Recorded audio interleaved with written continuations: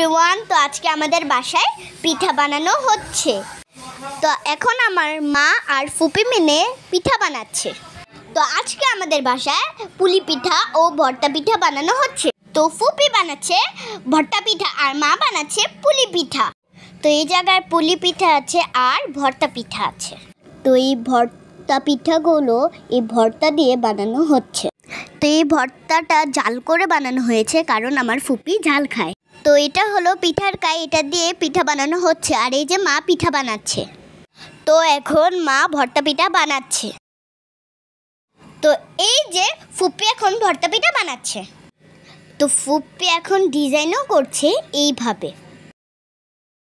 তো ভর্তা পিঠা হয়ে গেল।